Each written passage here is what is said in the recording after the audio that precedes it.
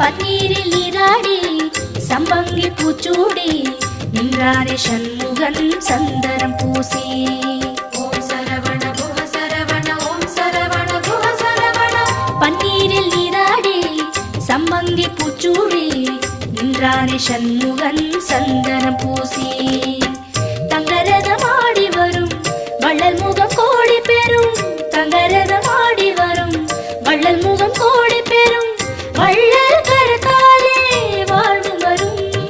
குஹன் என்றாலே சுகம் என்றாகும். குஹன் என்றாலே சுகம் என்றாகும். பழனி மலையில் பழகும் உறவில் பாசம் பிறக்கும்.